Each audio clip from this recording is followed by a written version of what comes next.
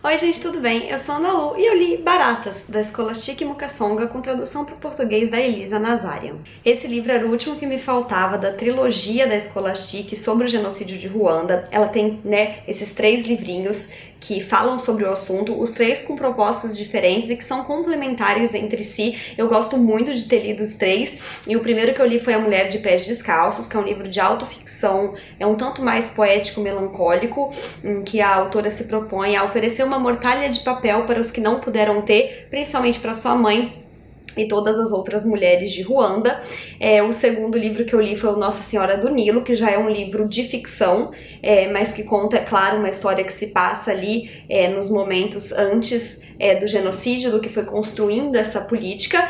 E agora eu li esse daqui, que eu acho que é o mais direto entre os 3, porque esse livro é autobiográfico mesmo, e quem me deu esse exemplar aqui foi a Camila Navarro do Viajando. Quando ela viu que eu tinha lido os outros 2 e ainda não tinha esse, ela gentilmente me deu de presente, veio com as tags dela, então eu me senti lendo acompanhada pela Camila, pela experiência dela, e foi ainda mais rico, poder vivenciar um livro que já tinha sido lido e marcado. E bom, vamos conversar um pouco sobre o assunto então. Bom, entre ter lido o livro e sentado para gravar esse vídeo, aconteceu de eu escutar um capítulo do podcast da Bárbara, do B de Barbárie, com o amigo dela, o Leco, que é o No Céu Tem Livro. É um capítulo onde eles falavam justamente sobre literatura de testemunho com a Luana Verbi, desculpa se eu tiver falado errado, Luana, que estudou bastante sobre o assunto, E eu achei interessante ter escutado sobre esse assunto bem nesse meio tempo, porque é toda a trilogia, sobre o genocídio de Ruanda, escrita pela Scholastic, ela se propõe a ser uma grande literatura de testemunho, mas esse livro aqui, de fato, é o que mais se encaixa dentro das características que a Luana explicou que são da literatura de testemunho, que é, geralmente um livro escrito em primeira pessoa, contando dos horrores vividos pela própria pessoa. E aqui na sinopse do livro, a editora apresenta, e fala que o livro ele funciona também como uma memória individual e coletiva. Isso porque a Scholastic se baseia, é claro, principalmente na própria história, na história da família, mas tem um capítulo aqui, um capítulo ou 2, enfim, mais pro fim, onde ela conta histórias e pequenos relatos de outras pessoas, ali próximas dela que viveram. Então eu achei bem interessante que ela abre esse campo um pouco mais para o coletivo, e desse momento até o livro fica parecendo um pouco com a obra da Svetlana Alexievich, porque a gente tem vários relatinhos, vários pedaços de história que constroem a história toda, porque a história, vou repetir sempre, é feita da história de cada um, ela é feita do quebra-cabeça de história das pessoas.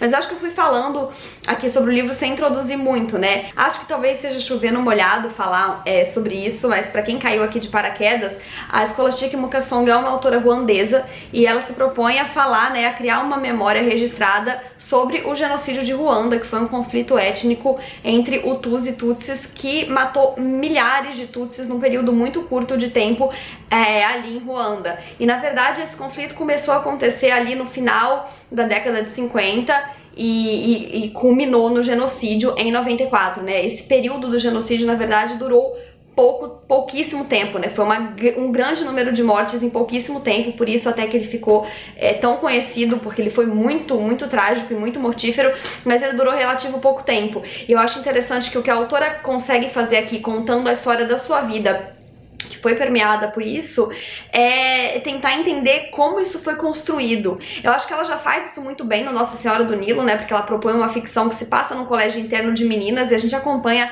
através de meninas adolescentes o quanto a lavagem cerebral política é feita na cabeça de todos que estão em volta e na cabeça de crianças, mas aqui ela também tenta entender isso enquanto tenta explicar, porque ela coloca aqui, como é que de um dia pro outro cidadãos comuns viraram assassinos, O mais surreal não é pensar só nas pessoas que morreram, mas nas pessoas que acreditavam naquilo e matavam essas pessoas. Como que isso aconteceu? Eu acho que é inevitável a gente não pensar sobre o nazismo quando pensa nisso, e pensar no poder do discurso, no poder de lavagem cerebral, no poder de manipulação de massa, que está estruturado por trás para conseguir criar uma situação dessas, E ela vai tentando entender enquanto ela conta essa história que vai começar na infância dela.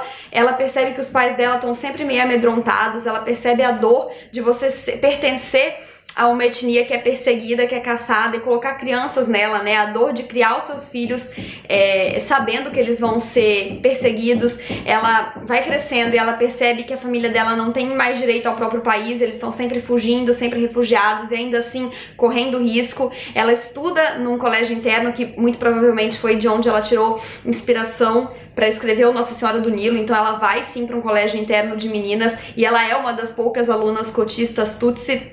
E ela conta como é viver isso, como ela era sempre rebaixada, como ela tinha que fazer serviços domésticos ali para garantir a vaga dela, como os lençóis dela eram dados para as meninas mais importantes, as meninas Hutus, e como isso acontecia, né? Desde a escola ela tinha poucos professores que eram de etnia Tutsi, então mesmo na escola rolava essa imposição de paradigma, esse preconceito, e mesmo os professores que eram Tutsi faziam o possível para não se meter, para não correr o risco de perder seu emprego, enfim. É muito pesado a gente analisar tudo isso, pensando não só em casos como o nazismo e o próprio genocídio de Ruanda, mas pensando, né, nessas ascensões de extrema-direita que a gente vê acontecer no dia de hoje, e pensar em como a gente tem que tomar cuidado, porque o pensamento ele é formado aos poucos, então não é de um dia para o outro, né? Em O Conto da Aya, a Margaret Atwood fala um pouco sobre isso, né? Que não é de um dia para o outro que você perde todos os seus direitos, né? Começa lá pequenininho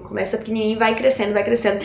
Então ela tenta, né, analisar aqui como pode isso ter acontecido. E ela fala também bastante da influência da colonização nisso tudo e de como eles foram levianos na maior parte do tempo. Eu não tenho como não me lembrar de Meio Sol Amarelo, da Chimamanda, onde ela fala que o mundo está calado enquanto nós morremos, né, se referindo à Guerra da Secessão na Nigéria, e no quanto o mundo cagou baldes pra isso. E aqui a gente tem um retrato claro disso também, porque a gente teve uma colonização, né, de católicos belgas na Ruanda, e quando a Ruanda se tornou independente, meio que foi protocolada essa questão da guerra racial, e daí ninguém queria se meter nisso. Os brancos ficaram lá até onde foi possível, então para colonizar e catequizar eles estavam lá, né? Eles estavam lá querendo levar as pessoas para a igreja, querendo pregar, mas a hora que o bicho pegou, os padres fecharam a igreja e se mandaram. Então eles trancaram a igreja, as pessoas nem conseguiram se refugiar lá dentro e foram embora. Eles estavam lá para pregar, não para proteger ninguém, não para tentar aliviar a situação, não para fazer o bem de verdade, né? O que deveria ser o principal intuito da igreja. E tem uma passagem ainda mais forte que ela conta que a ONU mandou seus militares para resgatarem as pessoas brancas do país. Então, né, esses padres, os colonizadores, resgata essa galera aí, porque os brancos não tem nada a ver com isso. E como é que pode a ONU mandar pessoas para resgatarem uma parte de pessoas que vivem no lugar e simplesmente fechar os olhos pro resto, fechar os olhos pra tamanha catástrofe que estava acontecendo, pro número de violência e pessoas mortas que estava rolando. Então é um completo absurdo. E aí ela ainda comenta, né, contando essa história anos depois, que depois os brancos voltaram, né? Então os padres, os católicos voltaram e continuaram as pregações e catequizações como se nada tivesse acontecido, pregando. Não falamos nesse assunto porque vocês devem se perdoar. E como que se perdoa um negócio desse? Como é que se passa por isso sem questionar? Como é que se supera sem debater, né? E é isso que ela faz aqui também. Ela propõe com esses livros deixar isso registrado, porque só quando a gente registra a história que a gente consegue superar ela. E superar não é esquecer, superar é ter plena consciência de que ela existe para que a gente nunca volte lá, pra gente tentar entender o que aconteceu e nunca repetir. Então é um livro muito sociopolítico, apesar de autobiográfico. E sim, ele é o mais seco e direto dos três, mas eu não consigo definir qual que é o meu preferido dos três, porque eu acho que os três têm seu intuito, assim, é uma trilogia muito bem pensada, ela não tem ordem. Eu nunca fui conferir em que ordem a Scholastic escreveu, mas pra mim calhou de ler nessa ordem. Eu li o primeiro para um Leia Mulheres em Curitiba, e depois eu li o Nossa Senhora do Nilo porque era um título que me atraía, depois a Camila me ofereceu o Baratas, mas enfim, pra mim a ordem funcionou, mas eu acho que ele funciona realmente em qualquer ordem. São três formas de visões diferentes para você encarar uma história, né? Ainda pensando em concatenar leituras, tem um momento aqui do livro, lá pela década de 70, em que ela fala sobre quando a família dela se refugiou no Burundi.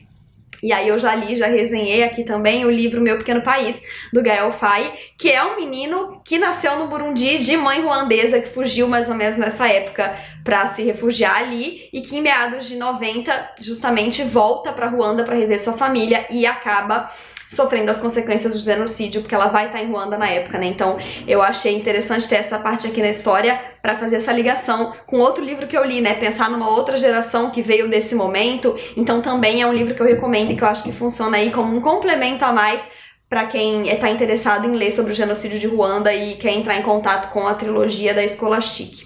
Uma coisa que eu acho muito forte também nesse livro, e com certeza, né, uma coisa que está muito presente na vivência dela, que é pensar sobre ser sobrevivente. Então, para começo de conversa, ela dedica o livro aos raros sobreviventes que carregam a dor de sobreviver. E isso pra mim já tem um forte impacto, porque eu sempre imagino que se acontecer uma grande tragédia, se for o fim do mundo, eu quero ser a primeira a morrer. Deus me livre de ser aquela pessoa que vai enterrar milhares de pessoas, incluindo familiares e amigos, e ainda vai sobrar pra viver a rebarba que ficou, né? Mas aí ela comenta mais adiante também, foi um trecho que eu até separei pra ler aqui, porque eu também acho muito bonito e muito forte, que é: da morte dos meus, só me restam buracos negros e fragmentos de horror. O que mais faz sofrer? Ignorar como foram mortos ou saber como os mataram? O terror do qual foram tomados, o horror que sofreram, às vezes é como se eu tivesse o dever de senti-los, às vezes é como se eu tivesse o dever de escapar. Eu acho isso muito forte, porque ela vive essa contradição, né, entre ser sobrevivente e pensar, por que eu perdi quase toda a minha família e por que eu sobrei? E ao mesmo tempo em que ela acha que ela tinha que ter sofrido o que eles sofreram e ter morrido junto, ela pensa que essa sobrevivência é uma responsabilidade. É responsabilidade de contar essa história e de não deixar que ela se apague. E ela carrega isso muito claramente com ela, a gente pode perceber, porque ela fez, né, toda essa obra e ela bate bastante nessa tecla ao longo de todo o livro. Bem, pra terminar, eu acho que vale avisar que, como eu falei, esse livro é bem direto e bem gráfico. A gente tem cenas de violência aqui muito bem descritas, assim, sem papas na língua, e eu acho isso importantíssimo, porque eu acho que horrores devem ser contados da forma mais crua possível, para que a gente saiba exatamente como aconteceu e não com panos quentes. Mas de qualquer forma, eu acho que fico alerta aí para leitores mais sensíveis. Aqui a gente vai ter violência física, violência sexual, assassinatos, então, enfim. Fica esse alerta. Então é isso, gente. Eu espero que vocês tenham gostado desse vídeo. Não esqueçam de se inscrever no canal se ainda não forem inscritos, deixarem o joinha se curtiram, porque isso ajuda muito o canal a crescer. Um beijo e até a próxima. Tchau!